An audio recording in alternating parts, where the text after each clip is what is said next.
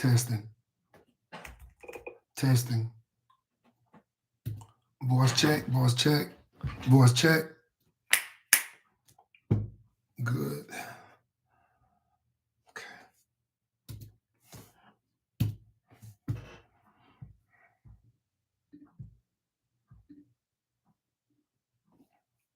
Check. Check. Check. Check. Check. Voice check.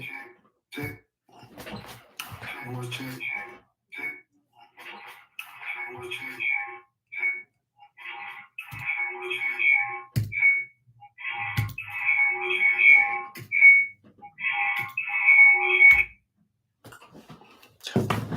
All right, so this is gonna start in 5 minutes. 5.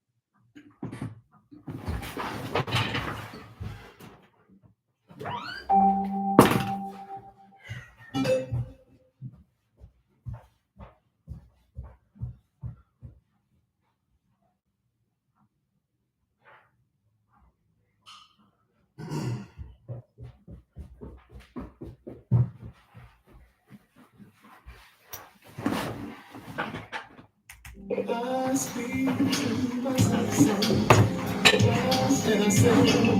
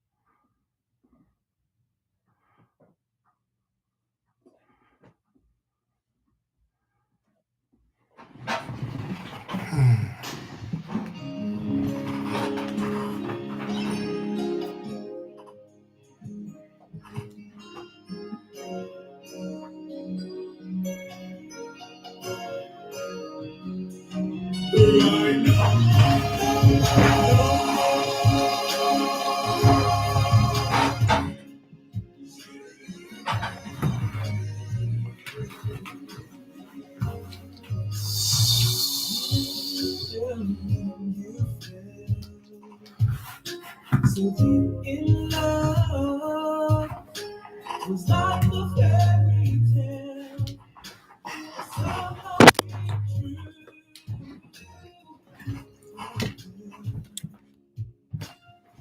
It fell apart. It came a nightmare. What happened to that love? Now that it's over, you've been running all night long, yeah. Oh yeah, baby. Thinking of sleeping like me. Wondering what you've done wrong, baby.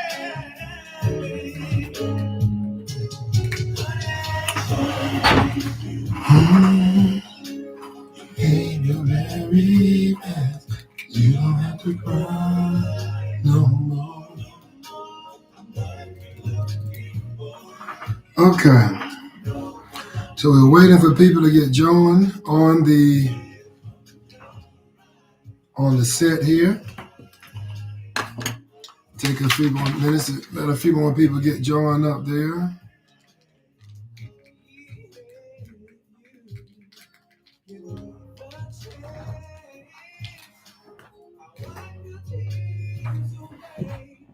Clean my specs. I'll be there in the moonlight.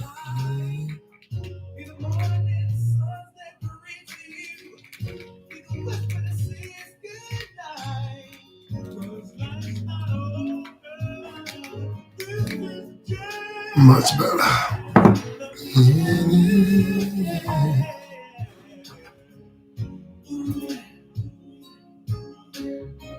Put your hands in my hand.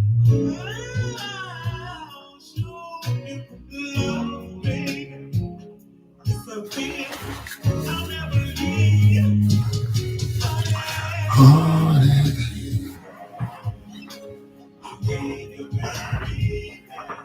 You don't have to cry no more. Just leave me no lonely night. When tears from your eyes, you don't have to cry no more. I'll never leave you lonely. I'll hold you in the middle of the night. Everything is gonna be alright.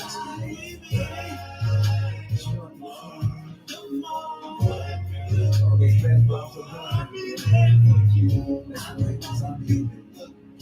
Oh, man, you don't have to cry. Wipe all those tears away. I'll be here for you.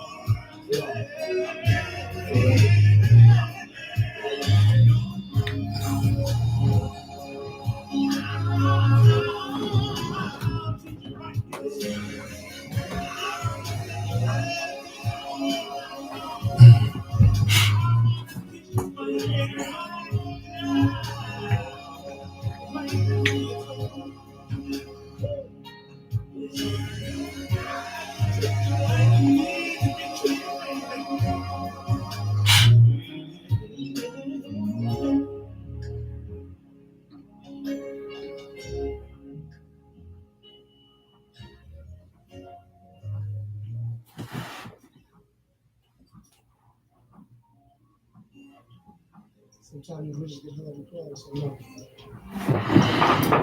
It's the 80s and 90s.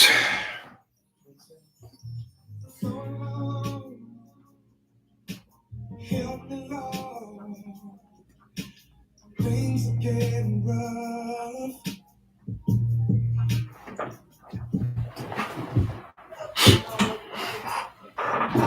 Yo, Larry, man, I think we sing this song without buddy.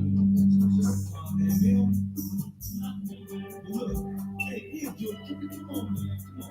Hold on. Kick it, sugar, sugar, sugar,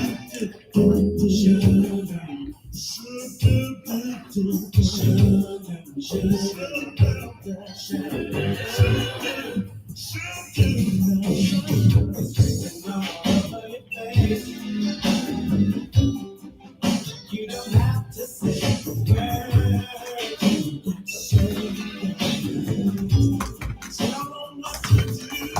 do.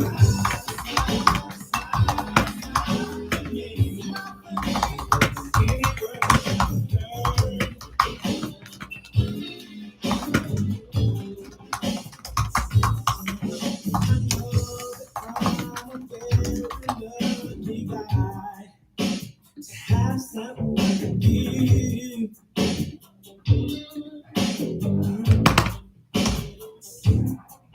Never met a girl in my life like you.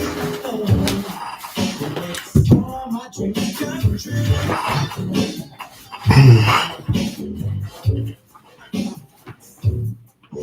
I love the way you carry you. A lot of class and taste.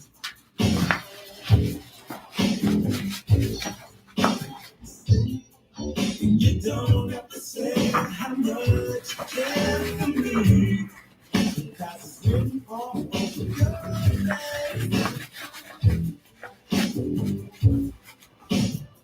Don't you know it's written all over your face? You don't have to say a word.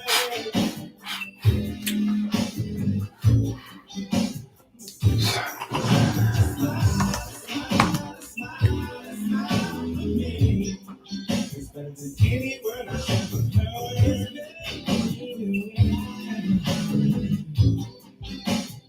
You don't have to say how much you love me, girl. Cause you show me every day.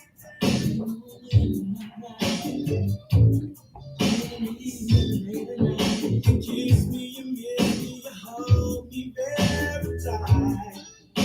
You love me in every way.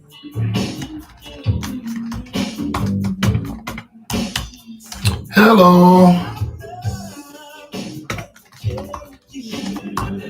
I'm just waiting for a few more people to get started. We're starting a little bit late. Thank you for stopping by.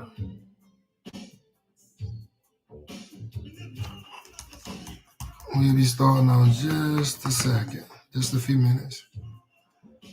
Waiting for some more people to get on.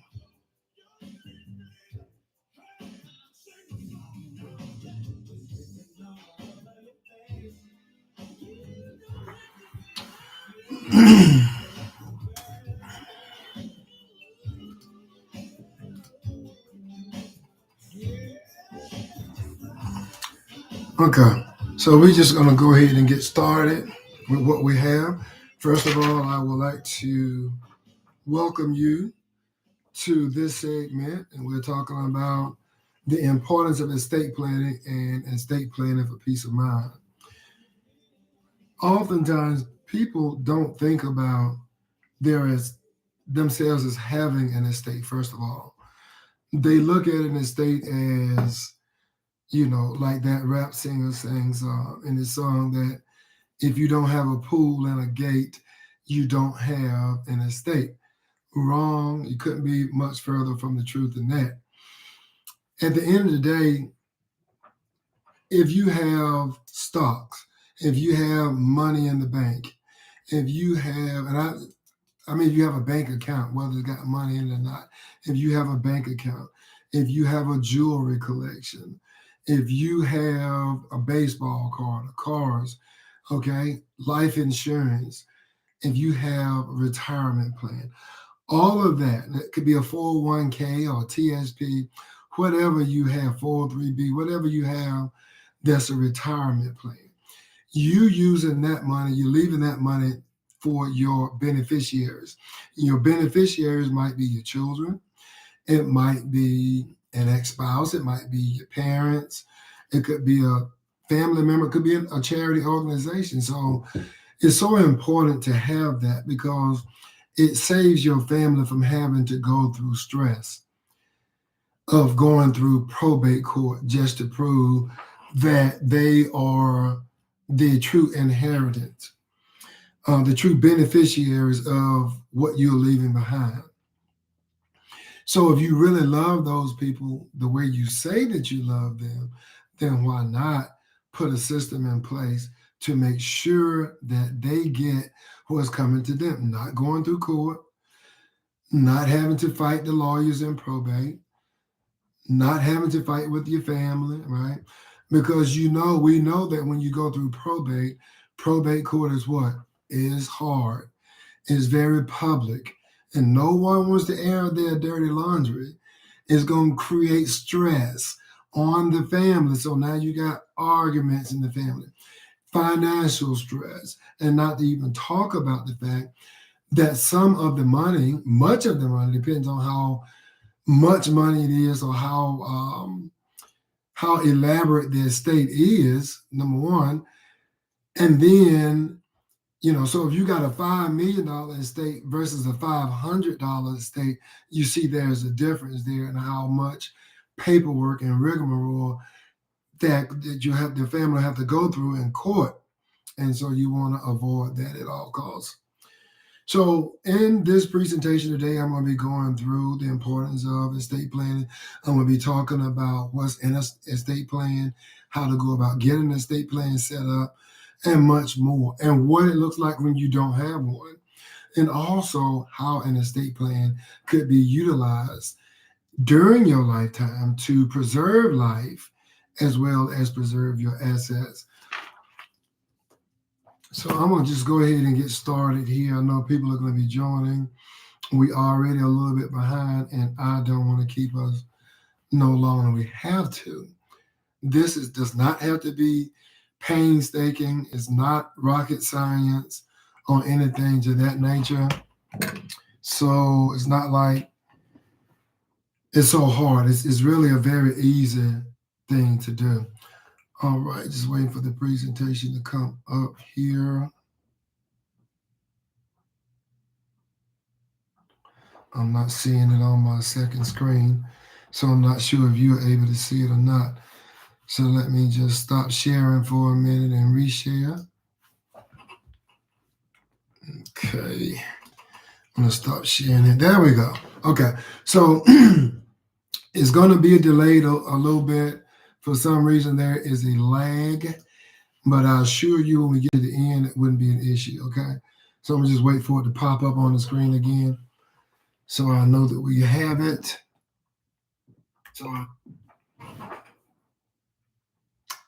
Okay.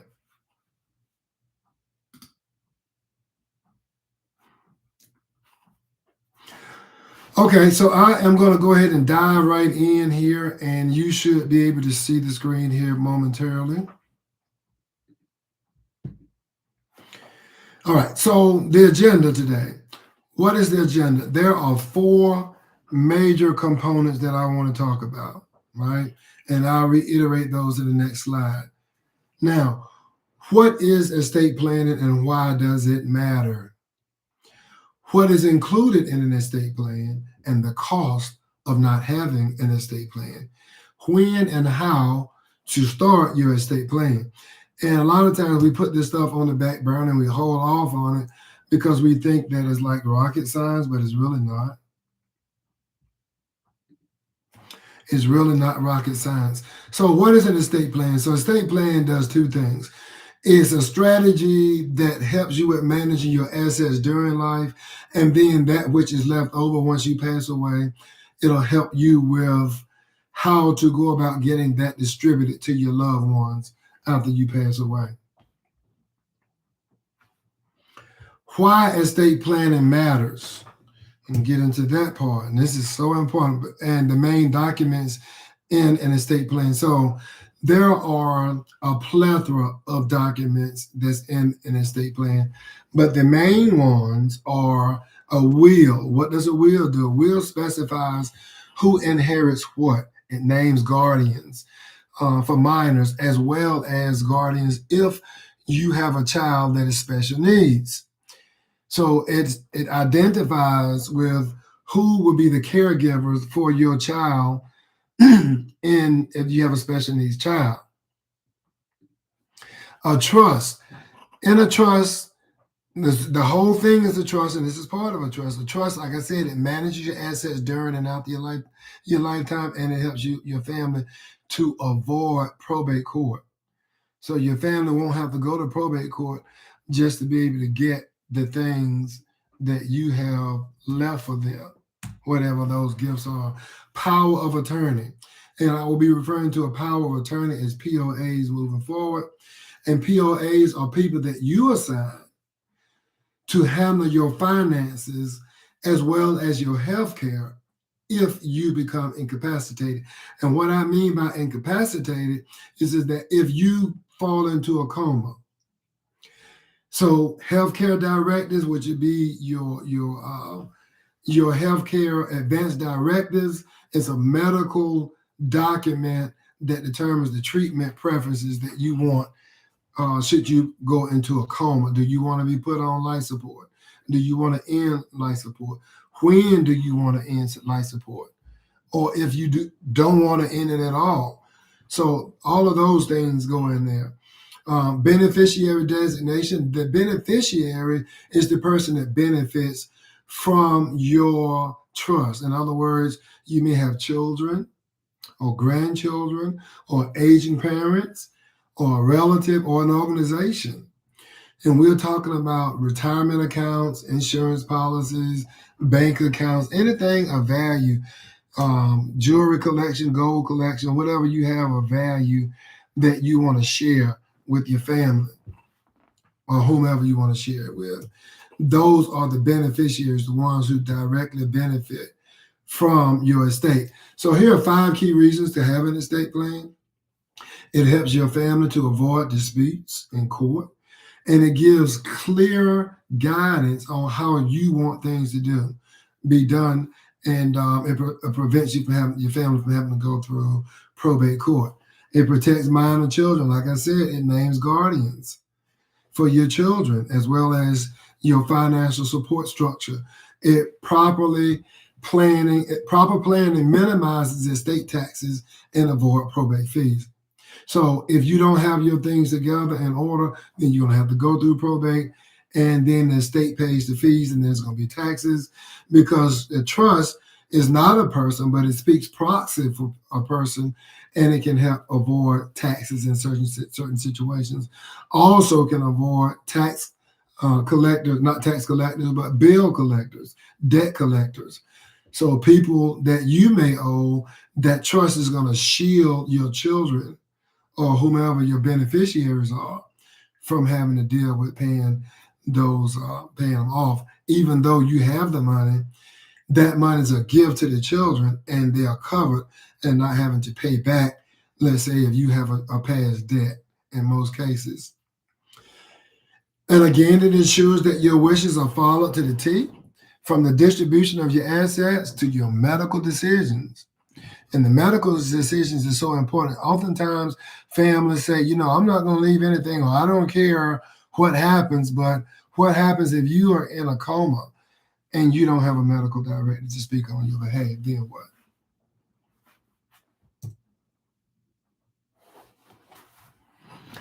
What is estate planning? So basically, estate planning is a strategy for managing your assets during your lifetime and determine how they will be distributed to your loved ones after you pass away.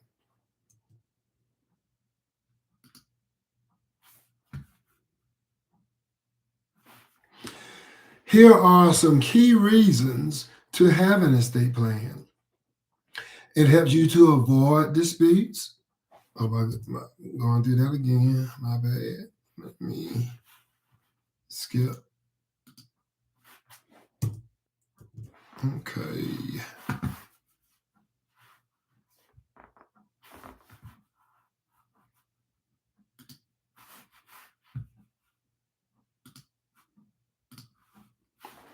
Okay, now we can move forward. Technology works well when it works. All right. Benefits of proper estate planning. Peace of mind. Don't even have to tell you, you can sleep at night knowing that your family are taken care of, even after you pass away. Knowing that you thought enough and cared enough of your family to put a system in place so your family does not have to struggle. Smooth asset transition. Now, this is a monolithic process. You close your eyes, the executor gets in charge, assumes power of your assets, and pass your assets along smoothly. Family harmony. When families work together, they stay together. When they fight, they tend to bust up. And oftentimes families don't become they don't get over it, you know. Sometimes families fall out and family members sometimes don't speak to each other for months or even years. And that's not what you want. Financial protection, medical autonomy. If you go into a coma, then your advance directives and your power of attorney picks up right then. They spring into action. Your durable power of attorney makes sure that your medical directives are carried out in the way that you want them to be. Legacy preservation. A lot of times you look at certain families and you see those families are striving and they are doing very well. They are thriving. They are thriving, not striving, but they are thriving. And then you look at other families are striving. The difference is that the family who's thriving had a plan in place. Legacy preservation avoids unnecessary costs and delays. We went on it already. Keeps your affairs private. Anytime you go to court, it's going to be public. It's going to be a public record, and it doesn't have to be that way. You can keep. You don't have to definitely air out your dirty laundry. Estate planning statistics. Do you know that nearly 65% of Americans acknowledge the importance of having an estate planning, yet 44% of Americans don't have, 56% don't even have an estate plan. That means only 44% of Americans actually have an estate plan. And this is not me quoted. This is research done by the 2024, just last year. Most of the time it's lagging 2 years behind or 3. This is by Karen.com. Google it and look it up for yourself. Consequences of not having an estate plan. Right? State laws, the court decide for you. Either way, you have a plan. Either you have your own plan, which is called a trust, or either the state's plan, which means you go through probate court, that's the government, and they decide who gets what, which may misalign with your intentions, right? And you have to know that the road to hell was paved with what? Intention, with good intention. So if you want it done the way you want it and you want it done right, then put it in place. Otherwise, you don't get to decide. And your family's going to be left back here behind fighting and struggling over what you had left for them to have. But you didn't have it in writing. If it's not in writing, it's not going to happen. The probate process can be long, expensive. It can be ugly. It can be cold. Lawyers don't care nothing about you. They just want your money. And let me tell you something, this whole thing about trusts and wills and estate planning and all that stuff, a group of smart lawyers got together and saw it as a way to make some more money. Well, it's just like insurance. You have to pay insurance. If you go out and you have a car accident, you want to have insurance because the insurance is going to protect you from having to pay out-of-pocket expenses, which could rack up very highly, just like you have life insurance, which is most of the time death insurance. We call it life insurance, but it's not. It don't kick in until you die. There are some life insurance, but most of the time when most of us think of life insurance, we are talking about we're moving backwards. We're thinking about after I die, this is what I'm going to leave to my family. No control over financial decisions, risk of family conflict. Minor children or dependents may be vulnerable and could end up in the court appointed care, meaning that your children could end up in defects, Department of Family and Children Services, or the Family and Children Services, depending on where you live at, right? DCS or defects or whatever you want to call it. If your children are not in a trust and we do not know who gets those children once you pass away, then guess what? Your children will end up with whom the state, whom the court or judge determines they're going to go with. The best place for your child to be is with family. Let's say you have a child or several children, and then you pass away. Wouldn't you want a family member to have your child? Or would you rather the courts decide? And I can tell you a little story about that. Children who end up in the Department of Family and Children Services do not fare as good as a child that grows up in the comfort and care and custody of a family member. This is why grandparents, great grandparents, uncles, they'll step in, sometimes siblings, they'll step in and they'll be a mother and a father and a provider for your children. And your children are learning the family culture, the family values that you were taught, as opposed to being in some family you don't know if they're being abused, if they're being taken advantage of, if they are being misdirected and misguided. There are so many moving parts. The child is with this family. Soon as there's an issue, the child is with that family.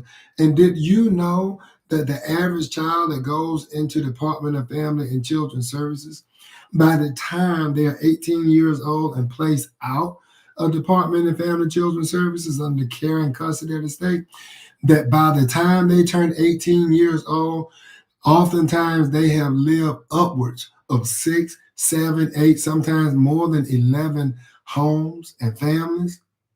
Now, what kind of value system is that? Putting a plan in place ensures that your children are going to remain in the care and custody and comfort of a safe network, a family that you've already approved of, and not once you have passed away, your children are being taken advantage of. Let me tell you, I've worked with the Department of Family and Children, defects in the state of Georgia. I worked as a contractor, behavior aid, family support advocate, and I had to go into homes and work with the families. And I've had, when I take the children on visitation, think about this. Just stop and let this sink in for a moment. Just close your eyes and just walk with me for a moment. You are the mother or father of your child. And here I am, not even related to your child. Thank God I'm a good person. All people that work with children are not, but just go with me for a moment. And here we are meeting at McDonald's for 1 hour with you and your child. And I am sitting at the table right next to you. I can hear everything because I'm monitoring you to make sure that you're not hurting that child. Although you may be the biological parent of that child, the child is not in your care and custody, which means the child ain't yours. You can open your eyes now. Just imagine being in that situation. And you don't have to be old. You don't have to be sick. You don't have to be run down. You could be running an errand to the store. And on your way back home, calamity strikes in those streets, rendering you unalive. And you were so busy doing you. You were such a procrastinator. You were so busy putting it off. I'm too busy. I don't want to talk about it now. You got caught up into your girlfriend. You got caught up into your boyfriend. You got so caught up into the latest trends and dances and parties and all of that stuff. You got so caught up in yourself and you forgot to take care of the most important asset that you've ever brought into this world, which is another life. You got so caught up in your hairstyle. You got so caught up in TikTok. You got so caught up into what them fans at.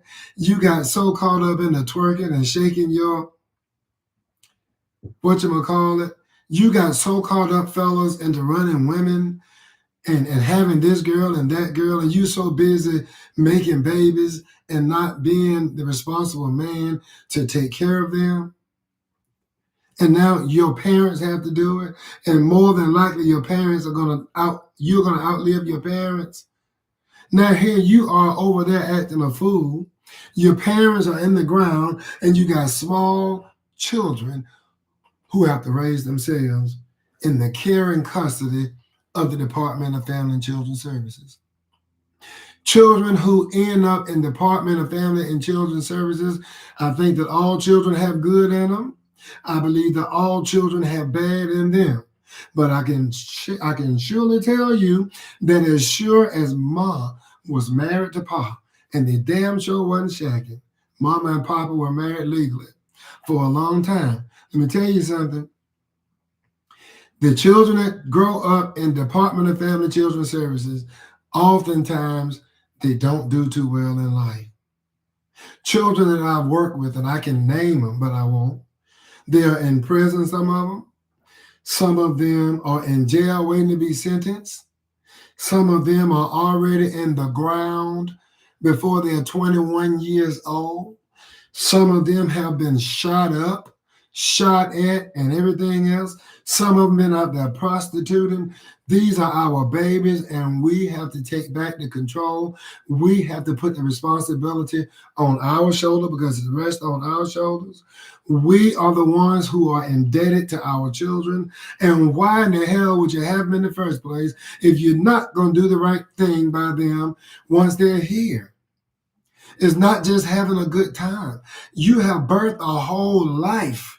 And you've had parents, those of you who have, if you had parents that did the right thing by you, they raised you right, they did good by you, they protected you, then why in the world won't you do the same thing for your child that's at the mercy of unscrupulous people that's claiming that they are there to love and take care of your children?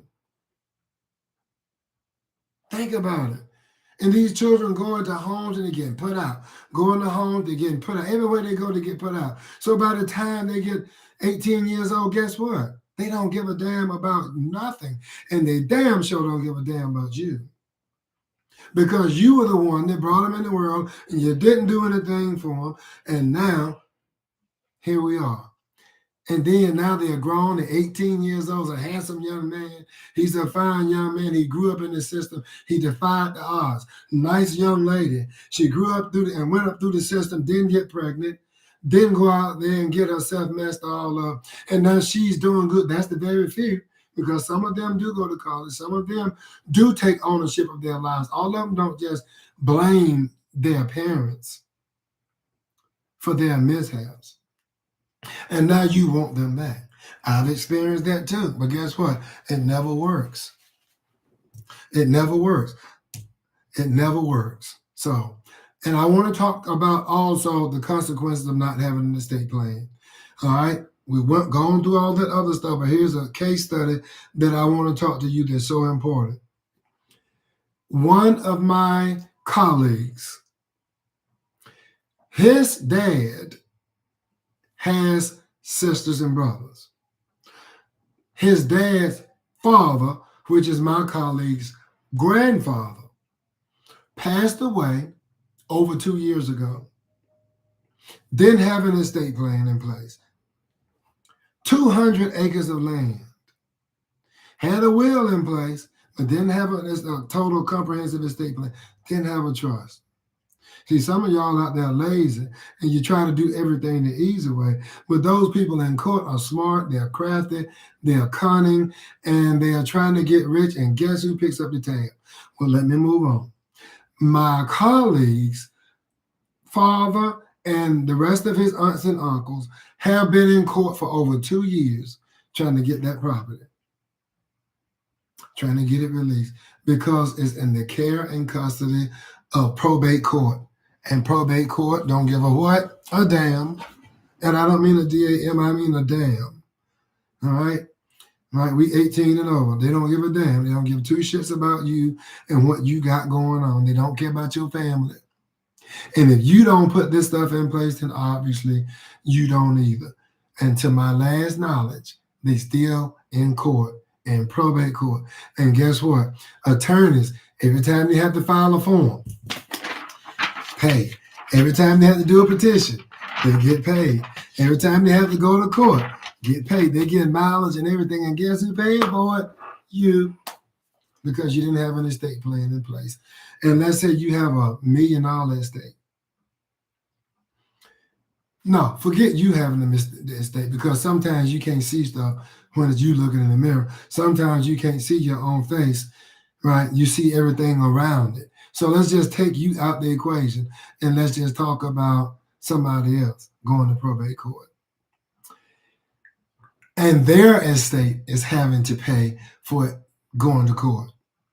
So let's say they have $1 million estate.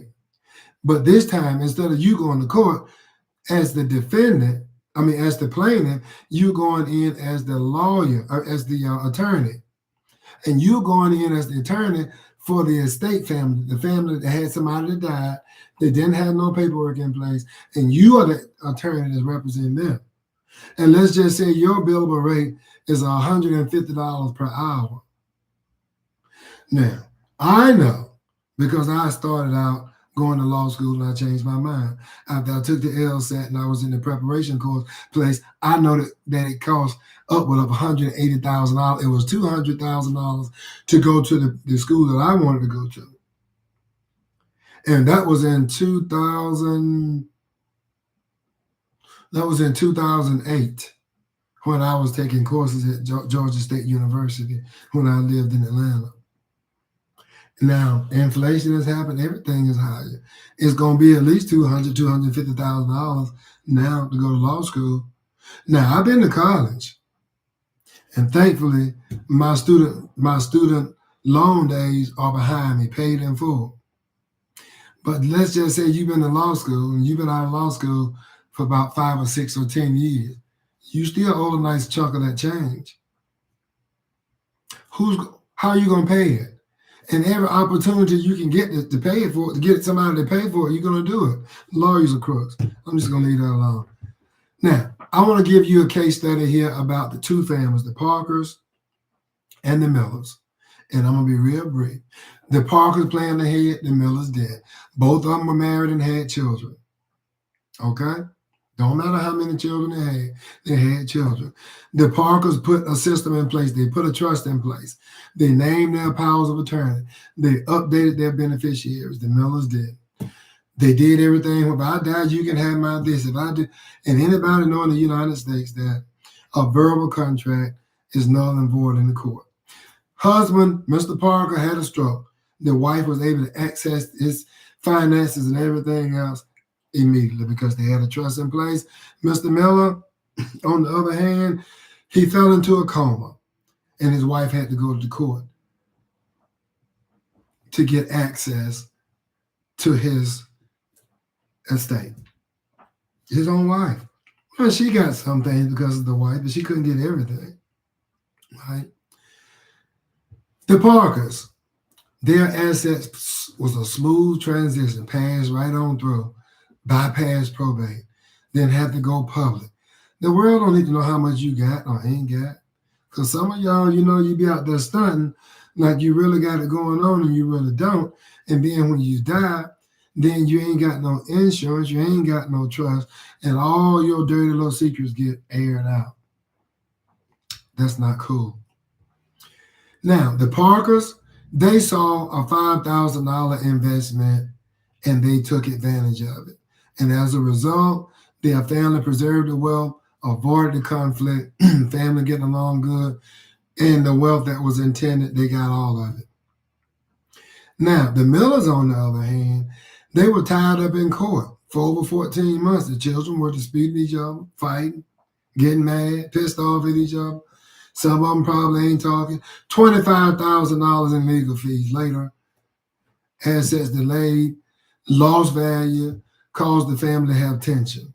And sometimes families don't bounce back. They don't rebound when they go through stuff. So just want to put that out there. All right. So that's the consequences of not having an estate plan. Now, estate planning myths. Myth versus truth. Myth versus truth. I'm too young. That is a lie. Never further from the truth. Listen, emergencies don't wait.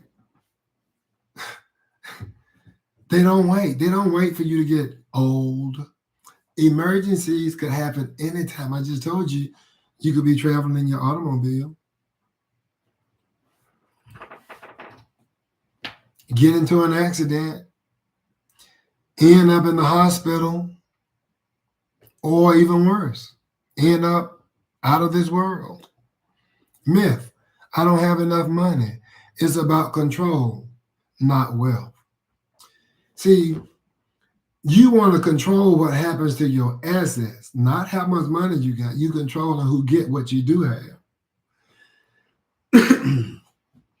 A will is enough. Nope, a will is alone is not enough because it doesn't cover everything. If you go into the hospital, your will is not going to cover your medical directives. Your will is not going to it's not going to control what happens with your finances, right? Your will does not do a lot of things. There's a lot of things that the will doesn't do. The will only has one purpose. A will is a list of things and stuff that you wish to give to whom. So it's who gets what. That's all it is. My family will figure it out. Well, if you don't have a plan, then you're putting your family into direct conflict. You're putting your family in a place that they are not used to being, and is not fair to your family. You are putting your family directly in harm's way, fussing, fighting, and it's going to cost them money, and it's going to air out everything that's in your estate. And not only that, let me just get on my soapbox for a moment here. You're telling me you really don't think no more of that in your family than to let them figure. I heard a guy once say, I've heard multiple people say, mostly guys, well, when I'm dead, it ain't my problem, it's their problem, it's somebody else's problem. When I'm dead, throw me in a hole and cover me up, throw me in the ditch. What they really mean is that they are too cheap to come out of their pocket to pay for a system to protect the people that they claim they love. It just boiled down to one thing to me, clearly. Clearly they must not love you as much as they say. Clearly they don't. By default, they can't. Because if they did, they'll put a system in place. My mom and dad that loved me, I know they did because they protected me while they were alive, and they protected me today now that they are deceased. They put a system in place so that my siblings and I won't be fighting, and we could deal with peace and harmony and deal with them being gone. We are able to grieve in peace because they saw the need to put that system in place. Because my family, my parents, they know how we can argue when we want to. And all of my family are alpha males and alpha females. So when you get all those alpha males and alpha females in the room together, everybody's trying to dominate each other, that's a problem. But my parents had enough sense to know who their children are or were. So they put a system in place. All right? So as we move along, we are wrapping up here shortly, but here's some things on how to go about getting started with your trust. Maybe, a lot of people I talk to and they say, well, I was just talking to my hairdresser about this. I was just talking to my barber about this. My pastor and I was just talking about this, right? I was just talking to somebody about this recently, or I've been thinking about it. The reason you're thinking about it is because it's important to you. The reason you were having this discussion with your colleague or your pastor or your church member, family member, is because it's something that's been on your mind and now you really want to do something about it. So you want to think about, first of all, you need to inventory your assets. What do I have? And oftentimes when you write down, just like a budget, when you write it down, you write your budget down, you realize you got more money than you thought. You just been mismanaging it. Same is true here. When you look at your assets, look and see what you have. You have a trust. You have a bank account, not a trust, but you have a bank account. You have insurance. You have a jewelry collection. You have a baseball collection. You have cars, whatever. You got different bank accounts, a retirement account. Look at all of those things when you decide that you want to start a trust and see how much of these things you have. And if you have these things, anything over $50,000 is the rule. Is basically the rule of thumb or the rule of third. Is that if you have $50,000 or more in assets, then you want to have, or you should have, a trust. You need to define your goals, who gets what, how, and when. So let's say you pass away and you leave a $500,000 life insurance, and you have two children, and you want to split $250,000 between two children. One of your children is 18 and is a female, for example, just saying for example, hypothetical. One of your children is a female. She is 17 years old and she's in high school and she plans to go to college. She's an honor student and she's slated to be the valedictorian of the class. So we know this is a responsible child that's doing good things. Your second child is 25 years old, and this 25-year-old student is a college dropout. He decided he wanted to be a drug dealer, and he is very loyal to his friends and disrespectful to you. But regardless, as your child, you want to be a blessing to your child. Now, what are you going to do? Are you going to give your 18-year-old $250,000 to handle by herself? I don't care if she is the valedictorian of her class. She is not the valedictorian of adulthood. And she doesn't know that there are predators out there waiting to get her, some boy that's out there waiting to get her money. Because if he can get between her legs, he don't have a problem with getting that bank account information or getting access to that money. And you don't want that. So what are you going to do? You got a 25-year-old here that's wilding out, thugging out, or whatever you want to call it, right? And you gonna give him $250,000. What do you think he's gonna do with that money if he's been making poor choices? You can now dictate how often he gets how much. So let's just say you say, oh, he has to stay out of jail for 6 months, and then every 6 months give him $10,000 or $20,000 or whatever you want to give him to help sustain, or he has to open up a legitimate business. Maybe he's been talking about opening up a business, but never did it. Now, this will incentivize him to open up his business, and then also it'll give him the money to sustain his business while he's in operation. Then the next thing you need to do is consult with a professional. Now, I know they have all these different things online. I know they have Angie's List and LegalZoom, and there's nothing wrong with LegalZoom. Nothing wrong with LegalZoom. We're just a little bit more comprehensive than LegalZoom. I don't know a lot of stuff about what goes on with LegalZoom, but when you compare apples to apples, and when you look at the financial component of it, just like going to a lawyer's office and sitting down on his or her expensive leather couch and sitting on their mahogany table, right? And then you're having some coffee and all that stuff, and you like the fact that you're in this expensive building and all of these people, and you trying to put on and show out, and oh honey, oh child, oh my God, and you're so busy putting on for everybody else. It costs you for that stuff. If you go downtown LA on Sunset and you go to a lawyer office, how much do you think the rent is for that building?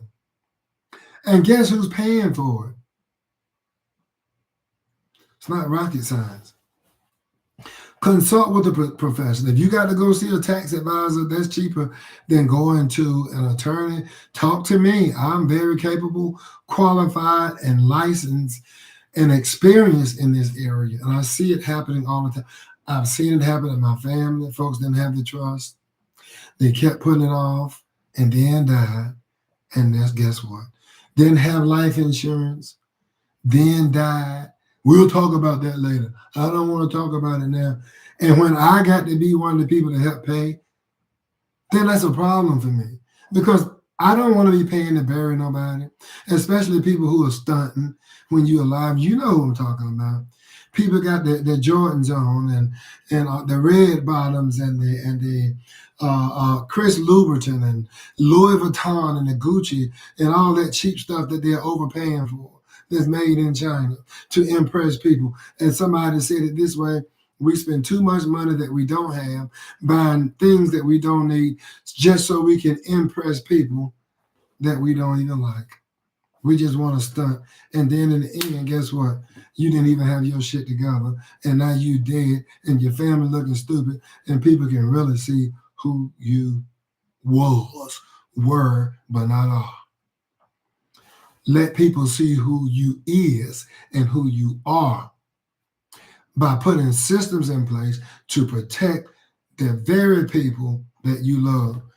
I digress. Choose key people. Now, this is the hard part. Choosing key people.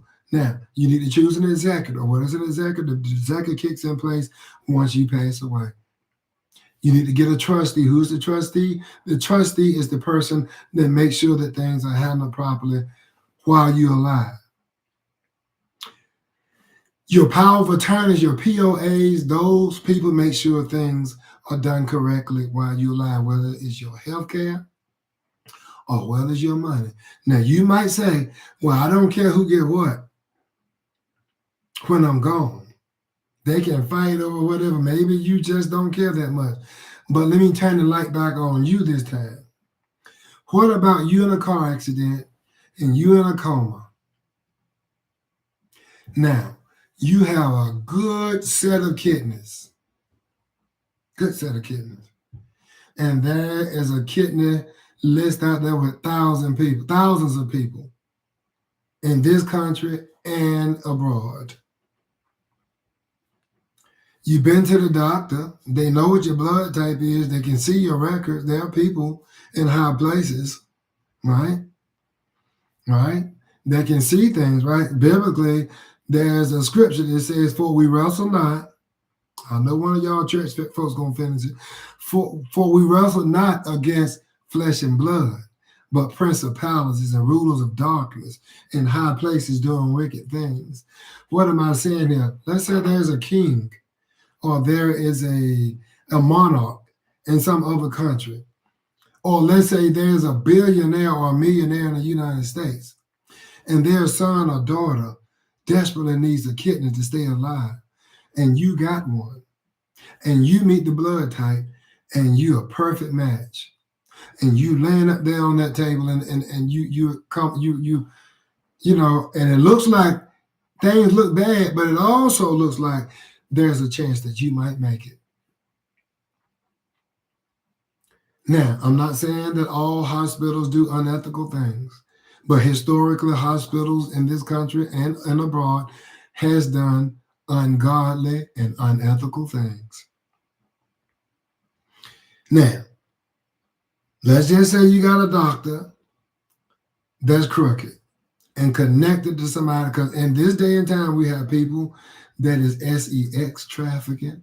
There's people who are trafficking children and women and even grown men for different reasons, right? And we as a human race, because that's what we are, all humans, we are in the danger zone and we never know. I was just looking at the news earlier, and this guy, Charles Kirk, who founded this organization, what do you call it? One of Trump's people, whatever they call it, Upward Bound or whatever they call it, I don't remember. But I had never heard of the organization until now. And he was just at a college giving a speech.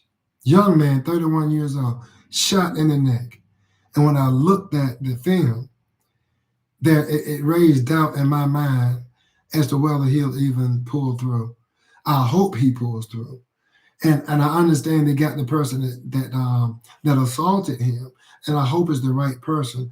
And of course, I hope that person receives justice to the highest degree. I'm not opposed to the highest degree of punishment, but my heart bleeds for people like Mr. Kirk, who was shot. It was just a senseless crime. And so we have to be ready, because you never know when people are going to do something unethical or something that might harm us in this life.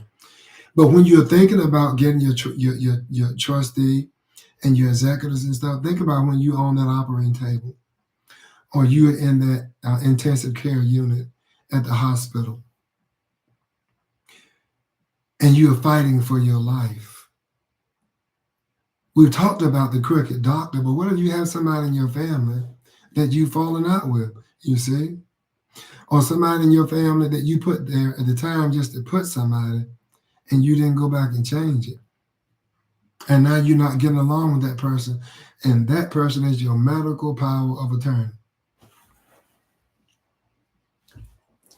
To pull the plug or not pull the plug, that is the question, and that, my friend, is also the answer. The doctor is crooked. He got $100,000 opportunity. Let you go and collect that $100,000 from the monarch or the king from another country, or a billionaire or a millionaire from this country. Think about what lengths you would go to save your own child. And that will give you some leverage of understanding on how far other people are willing to go to take care and protect their child and sustain them. Okay? So choosing those key people is going to be the hardest part, I assure you. Because when I put my wife and I did our trust, we had to look at hard, cold facts. And everybody in your family don't love you the way that you love them. And you got to know who you can trust and who you cannot. All right. And then once you put it in place, like I said, it's not once you do it, it's not one and done. Review it regularly. Life events happen that requires updates. People get married. People get divorced. Sometimes there are deaths. Sometimes, you buy additional things, or you may not have started a baseball card collection. You may have just started one this year instead of some people started them years ago, have had them since they were children. Some people are now collecting gold, Bitcoin, all of these things. Who gets what? You make sure that stuff is structured. Now, as far as it relates to anything like your 401k and your life insurance, you already have people, beneficiaries that's going to go to. Is required to put that on there. But putting it in your trust, it just makes it easy for them to get it, okay? So as an organizer, 7 key questions to ask yourself, 7 key questions that you need to be thinking about as you begin to court the idea of having a trust. Number 1, who would manage my money when I die? Well, a lot of you don't care, right? But at the end of the day, that's one of the things you need to think about, because you want your money to go to your beneficiaries. So therefore, you need to make sure you have somebody that can manage that for you and make sure, I'm not going to tell you what to do. If it was me, I would make sure that I get someone that manages their own money well. Not just because you like a person. You may have to get a life insurance agent like myself. You may get an attorney. You may get your high school principal or guidance counselor or your college dean or professor. It may be a best friend. It may not even be a family member. All right. Who do you trust? As you can name whoever you want to. You can name anybody, as long as it's a human or an organization. Where does my money go when I die? Now, they're talking about your will now. Who gets what? Right? Who will take care of my children?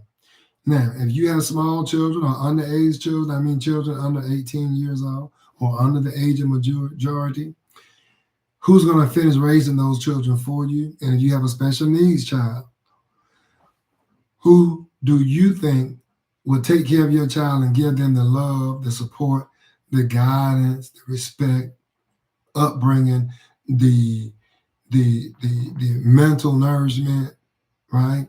That you would give them yourself if you were still alive. Thinking about special needs children or special needs adults, sometimes they don't catch on. They make mistakes. They make a lot of boo-boos. They don't know any better. Sometimes they're slow moving about or they lose their balance. Some of them have mental issues that they deal with. They get frustrated. They have diagnosis. They hollering and screaming in the middle of the night. Or if it's a physical challenge, you got to pick them up out of bed, put them back in bed, bathe them, feed them by hand. And there's a lot of parents out there and family members raising children that are being, they're being taken care of to the fullest right now. And you're doing a wonderful job. And if you're a person who has a special needs child, my heart goes out to you. I have family members that are special needs. I have family members who are caregivers for special needs children and adults. I went to school with people who are special needs. And I know people personally in my friendship that are special needs. I see people in the gym that I'm cool with that are special needs. And these people are some of the most wonderful, sweetest people that you ever want to meet. And then you have some people who are able-bodied and just as mean as a rattlesnake. But you want to make sure that your children are in the care and custody of people who are going to give them that love that they need, people who are going to provide for them and take care of them just as you would. And to ensure that that happens, you need to have a revocable living trust in place, a comprehensive living trust in place.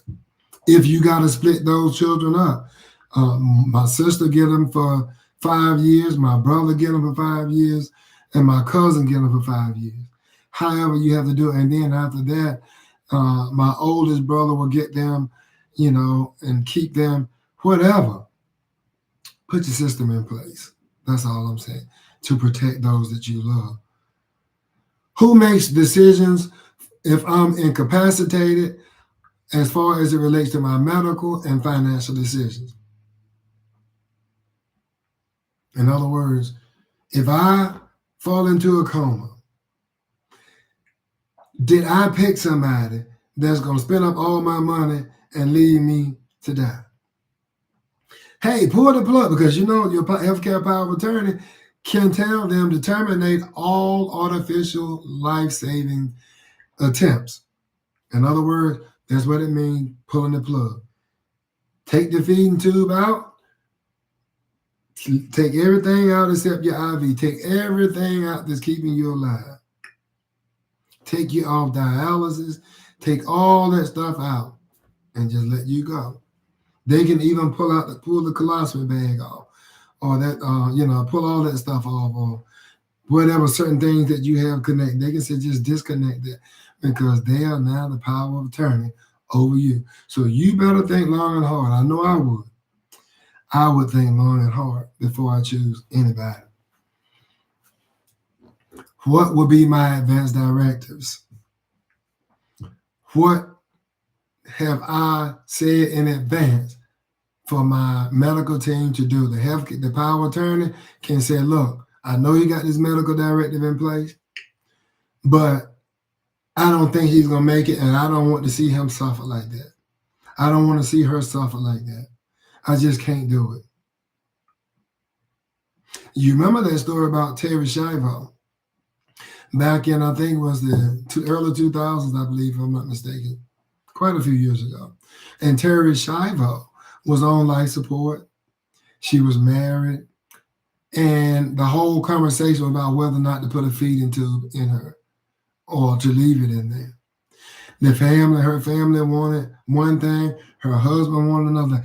One want to keep her alive, artificial, the other one saying just let her go. And if she lived, let her go because she's suffering long enough. Can you imagine? Remember that story I talked to you about, the case study about my colleague his grandfather left an inheritance to his father and his aunts and uncles, and they've been in court for over 2 years. Well, guess what? Sherry Shivos, Terry, what's it? Shivo, getting confused, getting tongue-tied. Terry Shivo, family and husband was in court fighting each other. And we talking about in-laws versus spouse for over 2 years before they decided what to do. Can you imagine you laying up there on a hospital bed for 1 week with somebody fighting over you? Can you imagine what poor Terry went through? Terry Shivo. Will I donate my organs? Some of you, and I'm going to give you a giveaway here, some of you have put on your license, driver's license, you want to be an organ donor. I used to have that on my license because I wanted to be an organ donor. I took that off my organ donor off my license.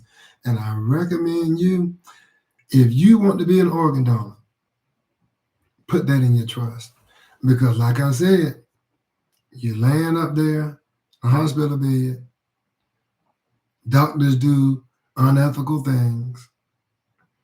People need that organ. What you think the doctors are going to do. Not to say all doctors are that way, but a lot more doctors do it the wrong way. Because you already know, especially those of you who have been sick, doctors are trained to keep you sick. They're not in healthcare. Doctors are in sick care. Because the more you come back, because of your ailment, every time you come back to the doctor, guess what? You have to pay a copay. They give you medication. Kickbacks and things are happening from behind the scene. I just wanted to forewarn you on that. So, a few more things to consider is the estate plan. Estate plan is essential for everyone, not just for wealth. Like I said, if you have a bank account or you have assets over $50,000 or more, then you need to consider this. You would want to consider having an estate plan. You got $50,000 worth of assets. Guess what's going to happen if you don't have that plan? They're going to get ate up in court. They're going to get, if you from Alabama, they're going to get eat up. If you from Tickback, Georgia, they're going to get eat up. If you from Los Angeles, California, the assets will be eaten up. Okay? So, if you have a home, you have children, or you have personal belongings, you have an estate. Forget about what that guy said in that rap song. You have an estate. If you don't have a fence, if you don't have a gate and a pool, what kind of crap is that? It's called real estate because it's a real estate. A will alone is not enough. A complete, comprehensive estate plan with your power of attorneys, healthcare power of attorneys, and healthcare directors in your trust is what is going to make a difference. Without a plan, the state decides for you. Remember I told you, and I'm telling you again, if you don't have a plan, you still have a plan. It's called a state's plan. Protect what matters most to you. If your children matters that much to you, your parents matter that much to you, if you have pets that matter that much to you, then protect them legally. Now think about you love your dog or your cat or whatever your pet might be. I guarantee you, every last one of you on this call has either been to somebody's house or witnessed it on television, a place that you would not want your, because most of you now, I know how y'all are about your dogs now. You think your dogs are children. They not. You know, we can bump heads on that all day long, but I know that a dog is not equal to me. Okay? A dog is not equal to no child in my book. Now, I know what you mean is that it's just like your child. This is my little runt runt. This is my little fat Fido. Oh, this is my little precious precious. But it's not a human being. Okay? It's not a human. It's still a damn dog. And I'm going to stick to that. Like it or don't. You have your opinion about it. And you always telling everybody that your dog is a human. Let me just tell you one time. Hell to the no, no. To the no, no, no. Your dog ain't no damn human. It's a dog. But I get it. You love your dog. You treat your dog better than like family. And some of y'all treat your dogs better than you do people. I know. Because I see it every day on the streets of California. People reach down on the ground and pick up dog shit and won't even speak to me. So I know that there's an element of foolishness with some of y'all. Because anytime you put a dog up over a human, I get it, I get it, I get it. Sometimes you want to be left alone. You're not a people's person. You rather be with your animal. I get it. But a damn dog is not, a dog is not a human. Take it like you want to. But if you love the dog so much, get a damn trust. Because if you don't, he's gonna end up down at the SPCA, or he's gonna end up at some kind of animal shelter. Somebody is gonna get that dog, do adoption, and the dog might not be treated. No, the dog ain't gonna be treated like you treated. Because when it comes to my child or my dog, it's a no-brainer. When it comes to humans and dogs, it's a no-brainer. But I digress. I'm not even going to talk about that foolery. It's a gift to your loved ones. I like to call it the perfect love letter or the last love letter to your family. Is having a trust, a solid estate plan. You know, don't do like some people did. And the singer, Aretha Franklin, wrote her little will out and stuck it somewhere. Family had to go through probate, special needs child. It affected the gross amount of the estate. I believe it was upward of $80 million. $80 million. Like I said, you be the lawyer. If you can get a piece of that $80 million, how long will you prolong the case with your honest self? Start now. Don't wait for a crisis. The best time to plan is while you are in a clear mind and good health. I often like to say it in my own way. The best time to plan was yesterday, and the next best plan is today. That being said, don't leave your legacy to chance. Start your estate plan today, and your family will thank you in the future.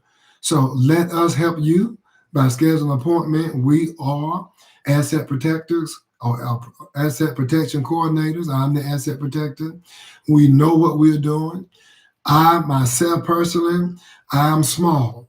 I'm local, but I am backed by big multi-million and billion-dollar companies, people who have big pockets, deep pockets. And we know what we're talking about, and we know what we are doing. All right. So you can go to my website, unitedprosperity.com. I apologize for some reason. I checked it this morning, and this scan QR code, sometimes it works, sometimes it doesn't. That's something I have to get worked on and probably will create a new one. But in the meanwhile, you can go to unitedprosperity.com. If this is important to you, go on there today. Book a time in the future. You can go down and see my booking link on my page. Click that booking link. It'll bring you directly to my calendar, and go ahead and book your 30-minute consultation with me, and I'll be happy to go over it with you with the trust and how it'll work for you personally. This is pretty much the end of my presentation. The cost of the trust is $2,495. $2,495. Okay. And because I know we got late started and some people jumped on and jumped back off, I'm going to leave this for 24 hours. Write it down right now, 24 hours. It just came in my heart to do this. Normally, I'll do it for the first 10 people, but in 24 hours, the first 50 people that booking up, no. The first 25 people, okay? The first 25 people that go ahead and book an appointment with me and decide to actually get the trust, because we do have to do a one-on-one. I have to explain to you how the trust works, what's in the trust, how to complete it, make that appointment. And once you decide to purchase that trust, this is the first 25 people that go on and book an appointment within 24 hours. So that means, I'm going to just say 4:30 p.m. My time, which is 7:30. I'm on the Pacific time. 7:30 p.m. on the 11th, which is tomorrow, the 11th of September. The first 25 people that go ahead on my website and book an appointment, and then you decide to actually get the appointment, not just book the appointment, but get the trust, then I'm going to give you 10% off the cost of the trust. All right. That brings us to the conclusion of this trust. I hope that it has added value to you. You can also go to my YouTube channel. It's called the Assets Protector, or you can put in Richard Williams UPS. Richard Williams UPS, which is Richard Williams United Prospera Solutions. And together we'll prosper. So let's build prosperity on purpose, and let's do that together. Thank you for watching. Take care of yourselves and each other. Bye for now.